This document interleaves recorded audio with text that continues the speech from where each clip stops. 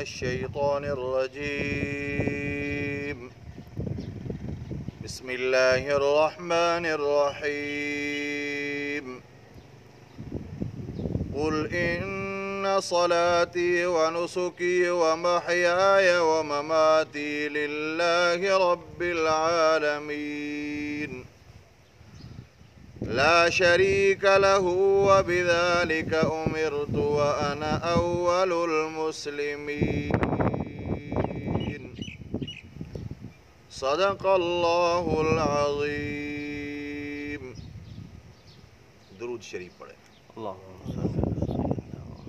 اللهم صل على سيدنا وحبيبنا وشفيعنا محمد وعلى آله وصحابه أجمعين.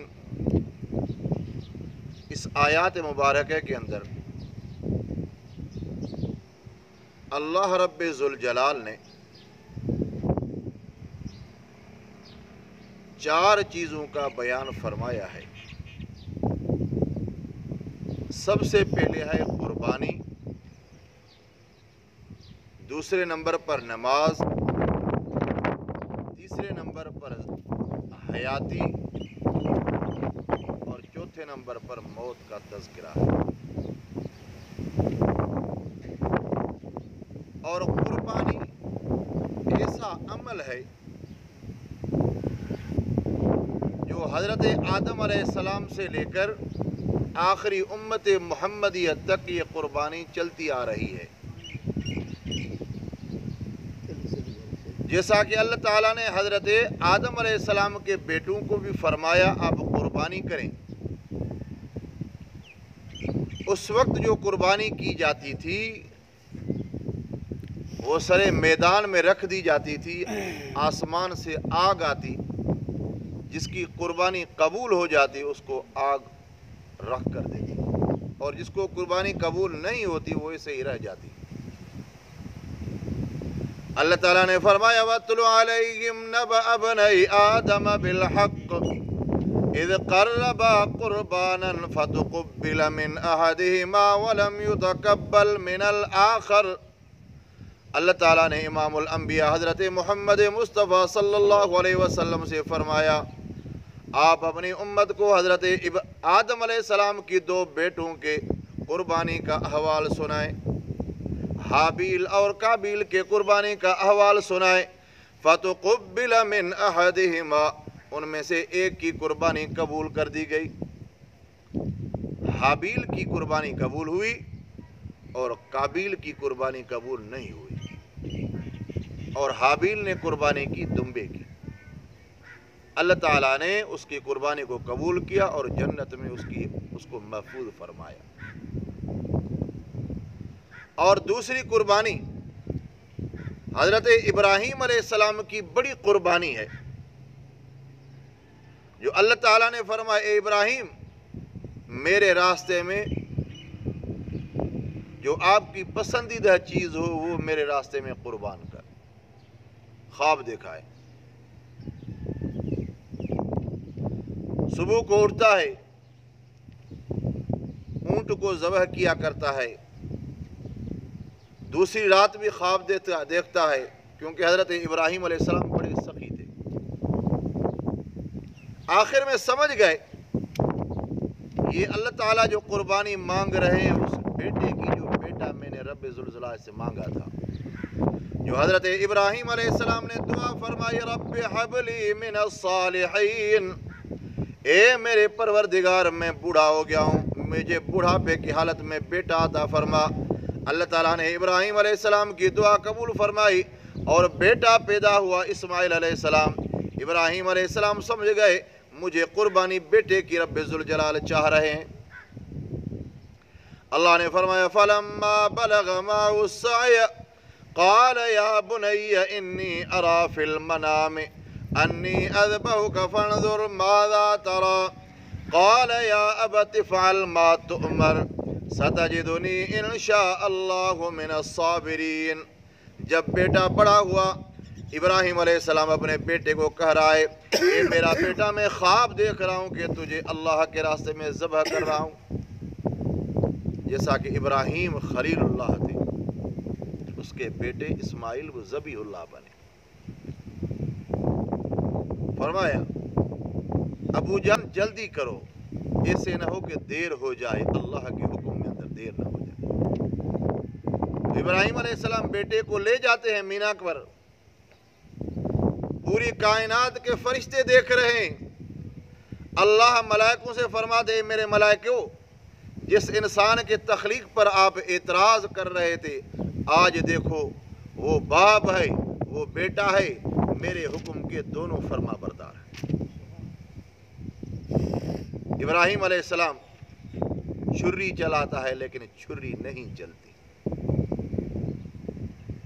فَلَمَّا أَسْلَمَا وَتَلَّهُ لِلْجَبِينِ، اللہ تعالیٰ نے فرمایا دونوں فرما بردار ہوئے۔ ابراہیم بھی اللہ کا فرما بردار، اسماعیل بھی اللہ کا فرما بردار۔ نیچے جبین پر اس کو سلاتا ہے، چھری چلاتا ہے لیکن چھری نہیں چل رہی۔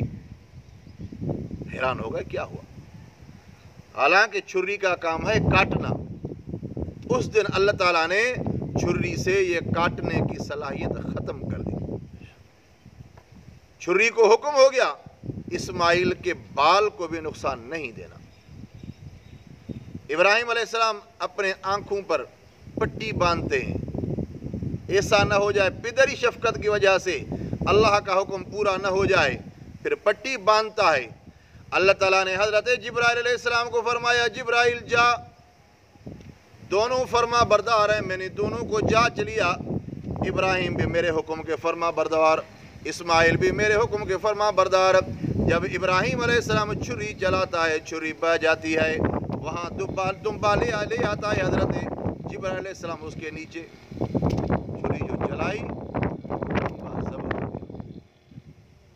آنکھوں سے پٹی جو ہٹائی، اسماعیل علیہ السلام صحیح سلامت کھڑا ہے، چھری لے کر اس طرف جاتا ہے۔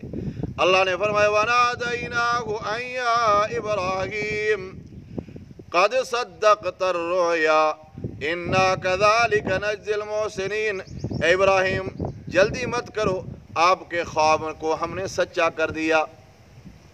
یہ وہ دمبا ہے، مفسر نے لکھا ہے، جو حضرت حابیل نے اللہ کے راستے میں قربانی کی تھی، اللہ تعالیٰ نے اس کو پال رکھا تھا جنت میں، جب اسماعیل علیہ السلام کی قربانی دی جاتی ہے وہاں ذبح ہو جاتا ہے۔ اللہ نے فرمایا وَفَدَيْنَاهُ بِذِبْحٍ عَظِيمٍ وَتَرَكْنَا عَلَيْهِ فِي الْآخِرِينَ سَلَامٌ عَلَىٰ إِبْرَاهِيمَ، اے اسماعیل تیرے بدلے میں ہم نے بڑی قربانی کی ہے، یہ قربانی کا عمل قیامت تک جاری رہے گا۔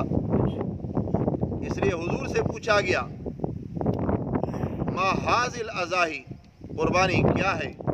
حضور نے فرمایا سنت ابیکم ابراہیم، تمہارے ابو جان ابراہیم علیہ السلام کی سنت ہے۔ اس لیے حضور نے فرمایا قربانی کیا کرو۔ حج والے دنوں کے اندر، قربانی والے دنوں کے اندر افضل عمل، اچھا عمل اگر اللہ کے پاس ہے وہ قربانی کا ہے۔ اللہ نے امام الانبیاء سے فرمایا آپ اپنی امت کو کہہ دیجئے ان صلاتی و نسکی، بے شک میری نماز، و نسکی اور میری قربانی، و محیاي اور میری زندگی، و مماتی اور میری موت، للہ رب العالمین، اس اللہ کی ذات کے لیے ہے جو جہان والوں کو پالنے والا ہے۔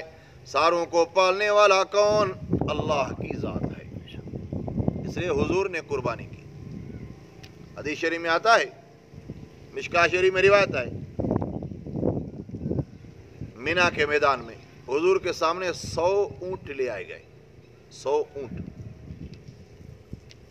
حضور ان کو ذبح کرتے جا رہے ہیں، بسم اللہ اللہ اکبر، بسم اللہ اللہ اکبر، ہر ایک اونٹ دوسرے اونٹ سے پہل کر رہا ہے، ہر اونٹ دوسرے اونٹ سے پہل کر رہا ہے۔ حضور نے 63 اونٹوں کو اپنے ہاتھوں سے ذبح کیا، اور بقایا اونٹوں صحابہ اکرام فرمایا آپ ذبح کریں۔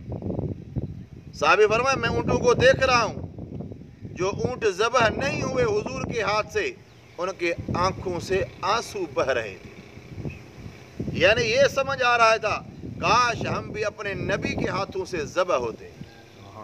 کیونکہ اللہ نے پیغمبر صلی اللہ علیہ وسلم کو رحمت للعالمین بنا کر بھیجا۔ حضور نے خود ذبح قربانی کی، اس لیے حضرت علی رضی اللہ تعالیٰ عنہ سے فرمایا، اے علی جب قربانی کریں اپنے لیے بھی قربانی کرے اور میں محمد مصطفیٰ کے لیے بھی قربانی کرے۔ حضور نے قربانی کے لیے دمبا خریدا اور قربانی کی، اور حضور خود ذبح کیا کرتے تھے۔ قربانی کے جو اعمال ہیں، اس لیے حضور اکرم صلی اللہ علیہ وسلم نے فرمایا جب پہلی ذوالحج کا دن ہو جائے مسلمان کے اوپر یہ مستحب ہے اپنے بال اپنے ناخن پہلے ہی درست کر دے، اس کے بعد قربانی ہونے تک اپنے بال کو نہ کاٹے، ناخن کو نہ کاٹے، اس کا بھی بہت اجر اور ثواب ہے۔ اور حضور نے فرمایا قربانی والے جانور کو خوبصورت بناؤ، وہ فروا ہو، اللہ کے راستے میں ذبح ہونے والی چیز اچھی ہو۔ اللہ نے فرمایا لن تنالوا البر حتى تنفقوا مما تحبون وما تنفقوا من شيء فإن الله به عليم۔ تم تب تک نیکی حاصل کر نہیں سکو گے جب تک کہ اللہ کے راستے میں پیاری شے اللہ کے راستے میں قربان کرو۔ اس لیے حضور نے فرمایا دمبا ذبح کرو، بکری ذبح کرو، اس میں ایک حصہ۔ جب بڑا جانور ہو، اونٹ ہو، گائے ہو، 7 حصے ہو سکتے ہیں، لیکن 7 مسلمانوں کا ارادہ یہی ہو کہ ہم قربانی کر رہے ہیں اللہ کے لیے، اس کے اندر کوئی مشرک نہ ہو۔ اگر 7 میں سے ایک مشرک ہے تو 7 لوگوں کی قربانی نہیں ہوگی۔ 7 ہی لوگ موحد ہوں، توحید پرست ہوں، اللہ کو وحدہ لا شریک جاننے والے ہو۔ اگر ان میں سے ایک بھی مشرک ہے، غیر اللہ کا پجاری ہے، 6 صحیح ہے توحید والے، ایک مشرک ہے، تو 7 کی قربانی نہیں ہوگی۔ اس لیے 7 لوگوں کو چاہیے آپس میں ایسے شریک ہو جو موحد ہوں اور توحید پرست ہوں۔ اللہ تعالیٰ نے یہ دن بابرکت بنائے۔ اللہ تعالیٰ نے اس 10 دنوں کی خود قسم اٹھائی ہے۔ فرمایا والفجر وليال عشر والشفع والوتر واللیل اذا یسر۔ اللہ رب عزوجل نے فرمایا قسم ہے فجر کی، ولیال عشر، اور قسم ہے 10 راتوں کی۔ علماء جمہور فرماتے ہیں 10 راتوں سے مراد 10 یہ راتیں ہیں وہ جو ذوالحج کی پہلی ذوالحج سے لے کر 10 تک، یہ قربانی کے دن ہیں اور حج کے دن ہیں۔ حضور نے حج کیا اس دن میں، اور جب حج فرض ہوا 9 ہجری کو حج فرض ہوا،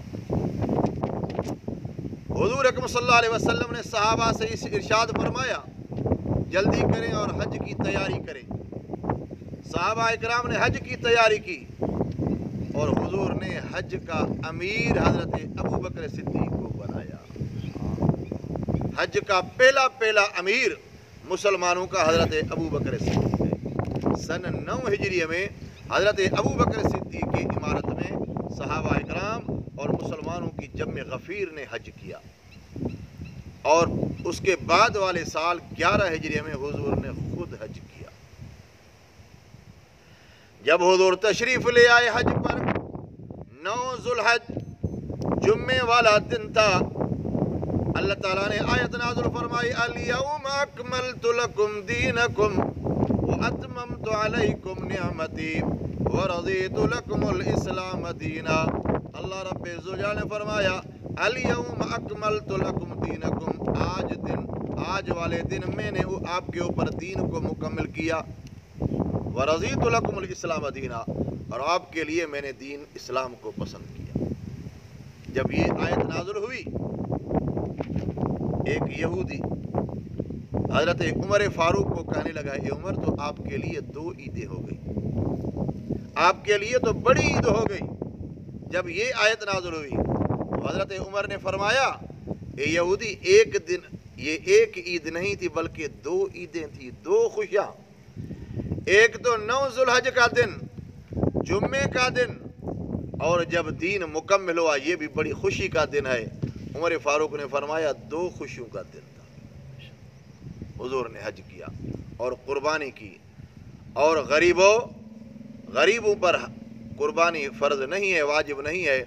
حضور اکرم صلی اللہ علیہ وسلم نے ایک مرتبہ 2 دمبے ذبح کیے، فرمایا ایک میرے لیے ہے اور ایک قربانی جو غریب میرے امتی ہیں قیامت تک جو قربانی نہیں کر سکتے، میں محمد مصطفیٰ اور غریب امت کے لیے ابھی قربانی کر رہا ہوں۔ غریبوں آپ کو مبارک ہو، اللہ کے رسول امام الانبیاء حضرت محمد مصطفیٰ صلی اللہ علیہ وسلم آپ کی طرف سے قربانی کر چکے ہیں۔ اس لیے حضور نے فرمایا جب قربانی کیا کریں گوشت کو 3 حصوں میں تقسیم کریں، ایک اللہ کے نام پر غریب و مسکینوں کے لیے، دوسرا اپنے رشتہ داروں کے لیے، تیسرا حصہ اپنے لیے۔ سب سے پہلے اللہ کے نام پر حصہ نکال دیا جائے تاکہ غریب غربا اللہ کے راستے میں خرچ کرے۔ اس لیے جب ابتداء اسلام میں قربانی واجب ہوئی تو حضور نے فرمایا قربانی کا گوشت صرف 3 دن کھاؤ، اس سے زیادہ نہیں، کیونکہ قربانی کرنے والے مسلمان امیر لوگ تھوڑے تھے، اس لیے حضور نے فرمایا 3 دن قربانی کا گوشت کھائیں، اس سے زیادہ نہ کھائیں، چوتھے دن نہیں، تاکہ غریب اور مسکین اور نادار لوگوں تک یہ قربانی کا گوشت پہنچے۔